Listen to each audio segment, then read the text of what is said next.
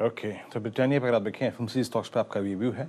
चलिए अब थोड़ा सा यहाँ पे ट्रेडिंग प्रोस्पेक्टिव से हट के थोड़ा इन्वेस्टमेंट प्रोस्पेक्टिव पे फोकस करते हैं। मौजूदा सूरत हाल मार्केट्स के क्या हैं उस पर बातचीत करते हैं। आज अगर आप देखें बिग मार्केट वॉइसेस में हमारे साथ जुड़े हैं इस श्रृंखला में आज Shri Nilesh Shah, MD and CEO invasion capital की बातचीत करने के लिए। नीलेश जी नमस्कार, कार्यक्रम में स्वागत है आपका। बहुत बहुत शुक्रिया इस कार्यक्रम में जुड़ने के लिए। अगर जब आपसे मुलाकात हो रही है, बात हो रही है आज, और पिछले 2 हफ्ते में मई लास्ट वीक और जून में थोड़ी बहुत अगर आप देखें प्राइसेस में स्टेबिलिटी आई थी। आई मीन वर्ल्ड वाइड, चाहे आप यूएस को देखिए, इंडिया को देखिए। बट अब जब हम सेंट्रल बैंक्स के जो second phase of rate hikes हैं, जब हम उनका इंतजार कर रहे हैं, क्योंकि रेट हाइक्स तो होना ही है पॉसिबल, अगर आप देखें ये सबको मालूम है। लेकिन दिक्कत यह है नीलेश जी कि अभी भी आपको कमोडिटी फ्रंट पे कोई रिलैक्सेशन नहीं मिल रहा है। प्राइसेस में आप देखें कोई रिडक्शन नहीं है। Look at gas, look at crude 121। ऐसे में हमने एक meaningful base between May and June create किया है या नहीं किया है, या आपको लगता है कि ये बेस भी अंडर द थ्रेट है, इस बात की पॉसिबिलिटी है कि वो वॉयलेट हो जाए? आपका व्यू इस बात को लेकर?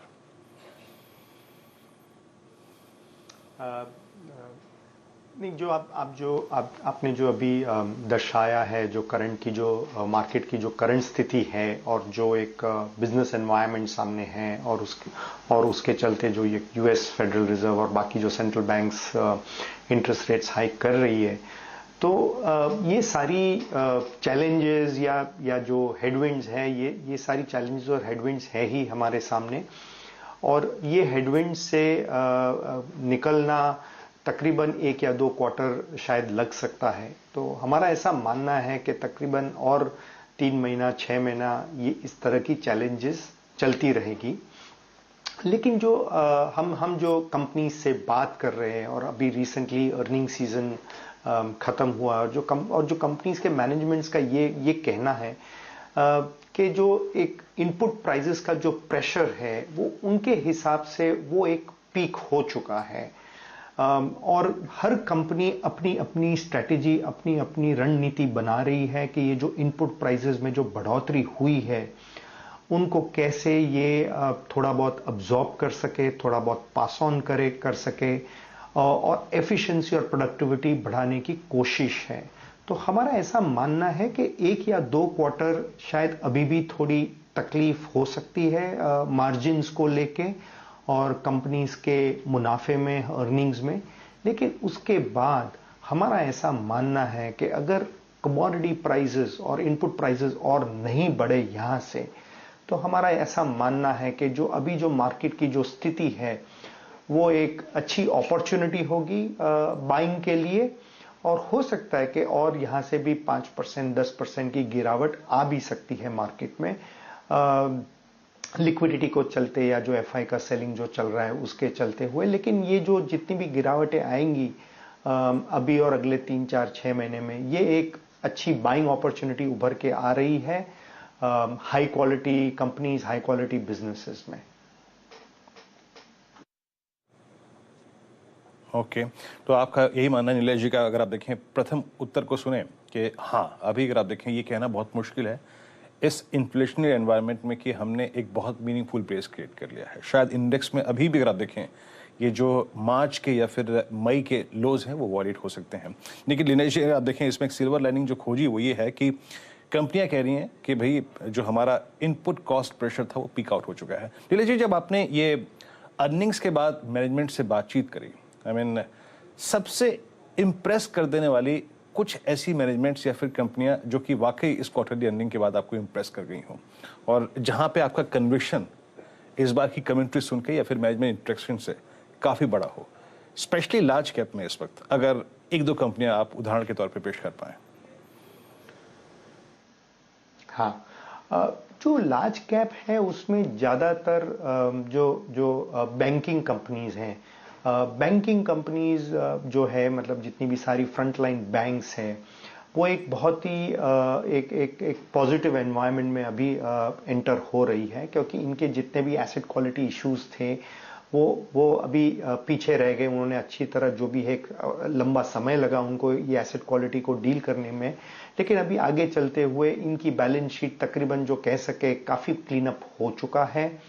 इन सारी बैंक्स ने पिछले 2-3-4 साल में अपना डिपॉजिट का बेस बढ़ा है, कासा का बेस बढ़ा है, तो उससे चलते हुए राइजिंग इंटरेस्ट रेट एनवायरनमेंट में उनको ये भी एक बेनिफिट है।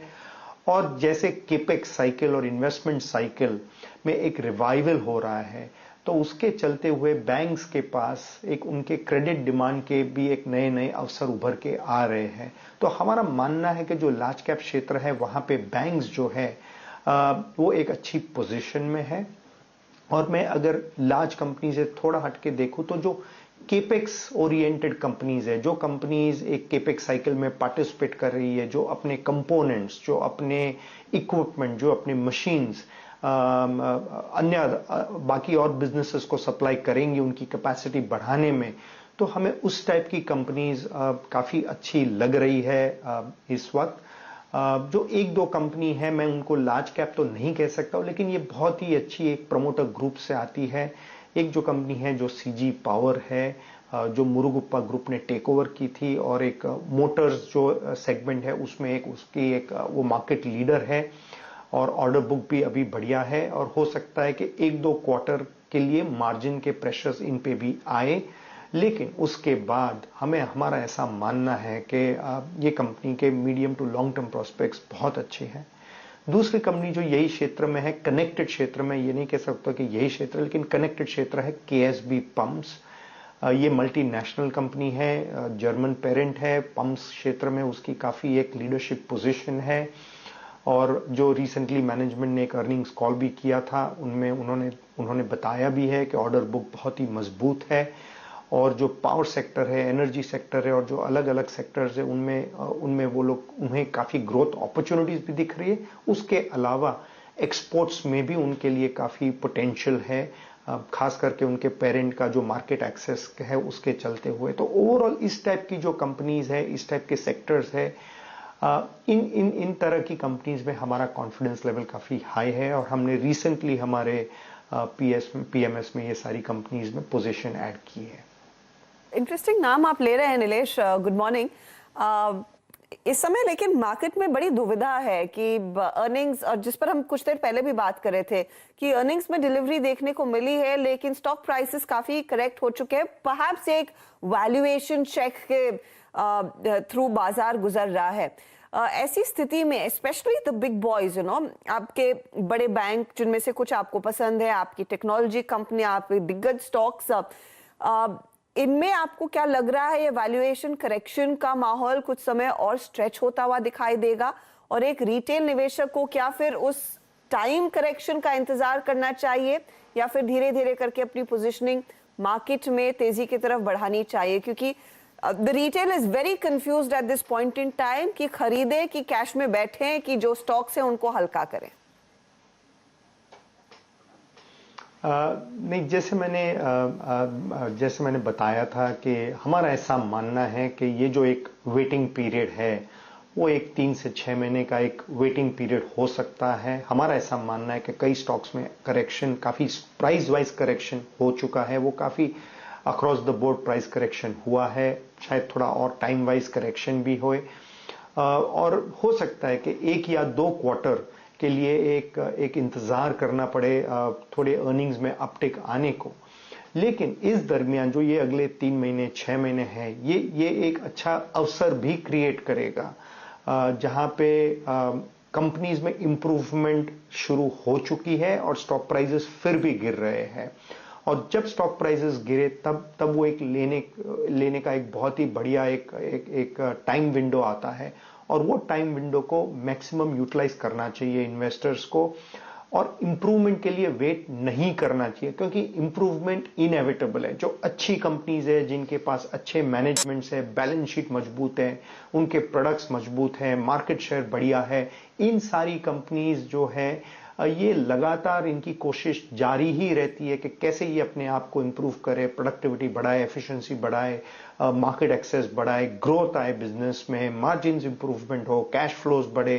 ये जो अच्छी कंपनीज, अच्छे मैनेजमेंट से ये लगातार करती ही रहती है, और जब इनके स्टॉक प्राइसेस गिरते हैं तभी लेने चाहिए, क्योंकि जब ये एक्चुअली अच्छा परफॉर्मेंस रिपोर्ट करेंगे वहां तक इनके स्टॉक प्राइसेस वापस ऑलरेडी ऊपर जा चुके होंगे। तो मेरा ऐसा मानना है कि जो अच्छी कंपनीज, अच्छे मैनेजमेंट्स के उनके शेयर्स है, जहां पे प्राइसेस में गिरावट आए स्टॉक प्राइसेस में, उसको एक अपॉर्चुनिटी की तरह देखना चाहिए और वहां पे इन्वेस्टर को ये सारे जो उनके जो बास्केट है, चुनिंदा बास्केट है, वो बास्केट में खरीदारी करनी चाहिए।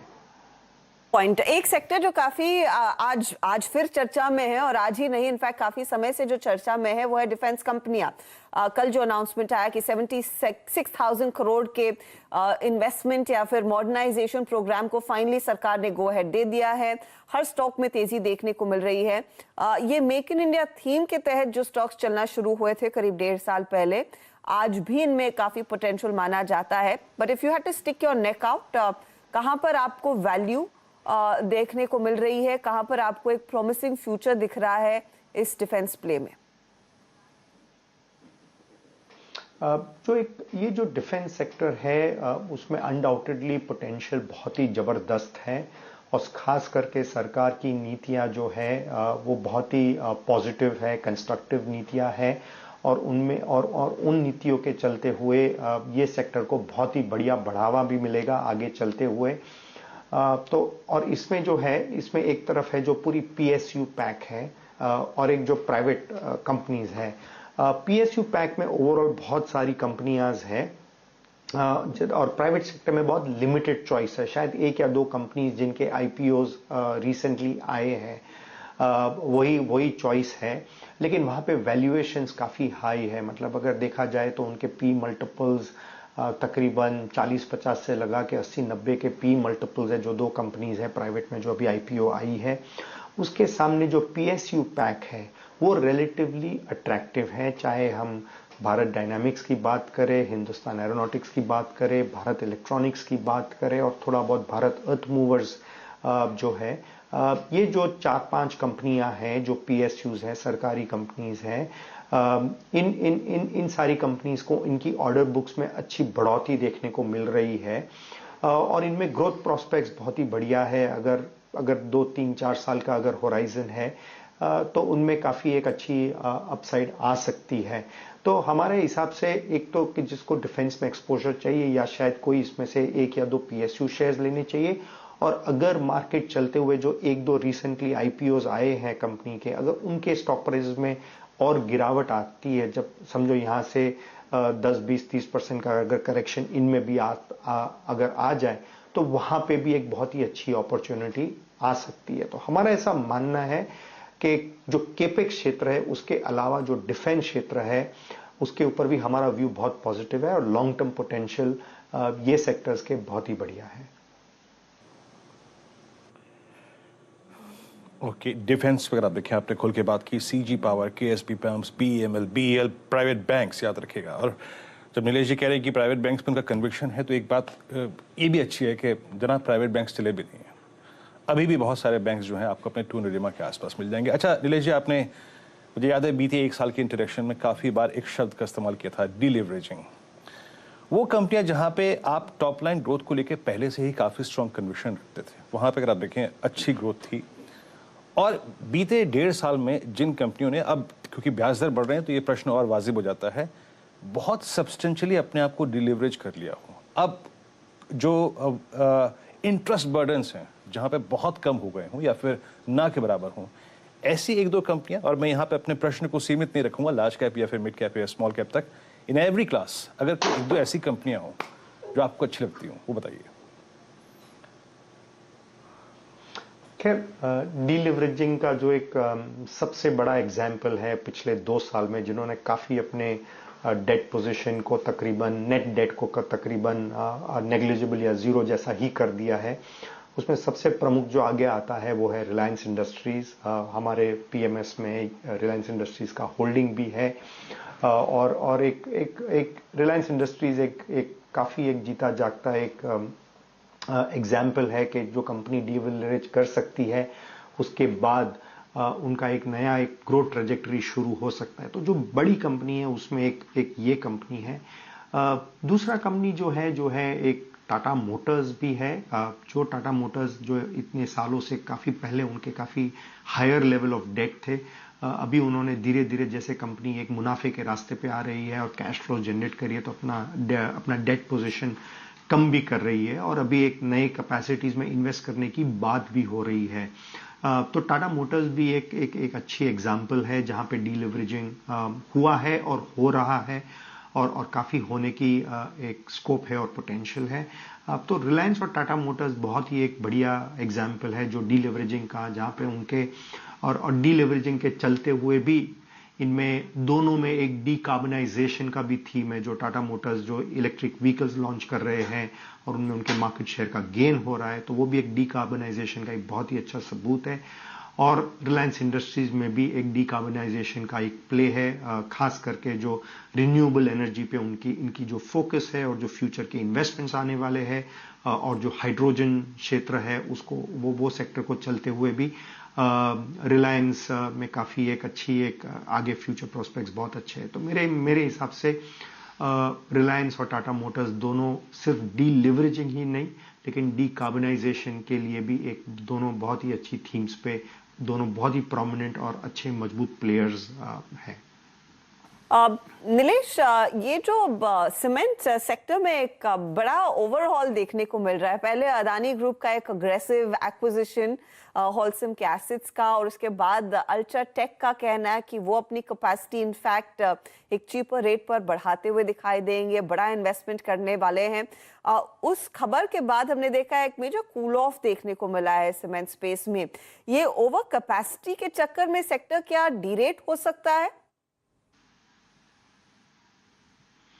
हाँ, ये जो अभी जो चेंज ऑफ हैंड्स हुआ है और उसके लिए एक हिस्टोरिकल पर्सपेक्टिव डालना बहुत ज़रूरी है कि एसीसी अंबुजा ने अपनी कैपेसिटीज़ को बहुत सिग्निफिकेंटली ज़्यादा नहीं बढ़ाई थी, और जिसके चलते हुए जो बाकी जो प्लेयर्स थे उनको एक 10-15 साल का एक विंडो मिल चुका था वृद्धि होने का, ग्रोथ होने का, और एक अपने मार्केट शेयर्स को बढ़ाने का, और उससे थोड़ी बहुत प्राइसिंग पावर भी आती है। लेकिन अभी ये जो नए प्लेयर्स हैं वो काफ़ी अग्रेसिव होने वाले हैं फ्यूचर में एक्सपेंशन को चलते हुए, और ये जो है वो बहुत ही एफिशिएंट प्लेयर भी साबित हो सकते हैं, और उससे चलते हुए थोड़ी प्राइसिंग प्रेशर भी आ सकती है। तो जो एक कॉम्पिटिटिव इंटेंसिटी जो है वो बहुत ही बढ़ने वाली है सीमेंट क्षेत्र में।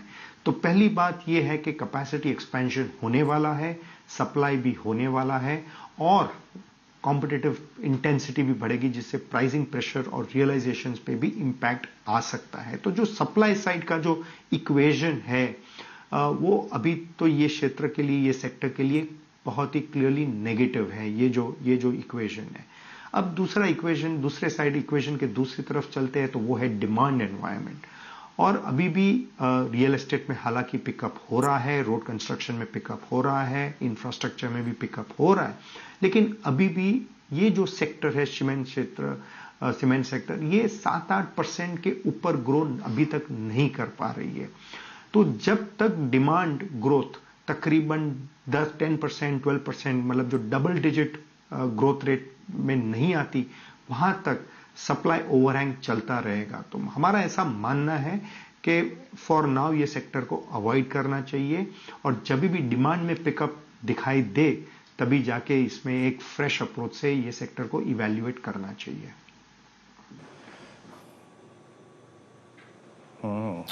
तो ये सीमित फिर अब आपने नीलेश जी का तर्क सुना। अच्छा नीलेश जी, अभी तक इस बाजार में एक स्पेस जिस पे बाजार का कन्विक्शन नहीं बन रहा है, चाहे वो टेक्निकल एनालिस्ट हो चाहे वो फंडामेंटल एनालिस्ट हो, because of I think cost pressure, वो है एफएमसीजी बास्केट है। अब क्योंकि हम एक ऐसे कगार पे हैं जब हम सब मानसून की तरफ देख रहे हैं, मानसून के नंबर्स कैसे रहेंगे, फिगर्स कैसे रहेंगी, ग्रामीण भारत में उसका क्या इम्पैक्ट होगा, एक ये बहुत क्रिटिकल जंक्चर है इनको पिक करने का या फिर अवॉइड करने का। स्टिल आप अवॉइड बोर्ड में रहें या फिर पिक करें, ये आपको कॉल लेनी है। आपने इस स्पेस में कुछ पिक किया है क्या पिछले 1 महीने में, या कन्विक्शन जहां बन रहा है थोड़ा सा आपका? हाँ, एफएमसीजी सेक्टर पे हमारा व्यू अभी शॉर्ट टर्म के लिए कॉशियस है। हमारा ऐसा मानना है कि ये जो FY23 जो करंट फाइनेंशियल ईयर है, ये फाइनेंशियल ईयर एफएमसीजी सेक्टर के लिए अभी भी एक चैलेंजिंग ईयर साबित रहेगा, और उसके यही कारण है कि जो इनको इनपुट कॉस्ट प्रेशर्स है वो प्रेशर्स तो बरकरार है, लेकिन मोर इम्पोर्टेंटली इसके अभी भी जो डिमांड एनवायरनमेंट है वो अभी भी मजबूत नहीं है। मतलब हर दूसरे तीसरे दिन रिपोर्ट्स आते रहते हैं, मीडिया रिपोर्ट्स आते रहते हैं कि कभी रूरल सेक्टर क्षेत्र स्ट्रेस्ड है, कभी अर्बन सेक्टर स्ट्रेस्ड है। तो ओवरऑल जो अभी भी डिमांड है वो अभी भी एक लो सिंगल डिजिट जैसा ही डिमांड है और कई कंपनीज में डिमांड ग्रोथ भी नहीं है। तो उनके पास अभी प्राइसिंग पावर थोड़ी लिमिटेड है और उनको अभी भी मार्जिन इंप्रूवमेंट के लिए ऑफ कोर्स वो काफ़ी मेजर्स उठा रहे हैं, प्रोडक्टिविटी के और एफिशिएंसी के मेजर्स उठा रहे हैं और इनके परिणाम जो है हमें हो सकते हैं कि 3-4 क्वार्टर्स के बाद दिखे। तो हमारा ऐसा मानना है कि एफएमसीजी सेक्टर को एक लो प्रायोरिटी में अभी रखना चाहिए इन्वेस्टर को और हो सकता है कि 3 महीना, 6 महीने, 12 महीने के बाद ये सेक्टर में एक और भी रिलेटिवली बेहतरीन अपॉर्चुनिटी उभर के आए। खास करके हमें अभी इनपुट प्रेशर्स की जगह अभी इनका जो डिमांड एनवायरनमेंट है और जो डिमांड के ग्रोथ रेट्स है उसके ऊपर ज़्यादा ध्यान देना चाहिए। और अभी मार्केट में 2-3-4 साल पहले ऐसी बात थी कि खाली एफएमसीजी सेक्टर में एक मजबूत डिमांड थी और ये कंपनीज अच्छी कर रही है, लेकिन अभी एफएमसीजी को छोड़ के रिलेटिव ग्रोथ बाकी सब सेक्टर्स में हमें ज्यादा दिख रही है।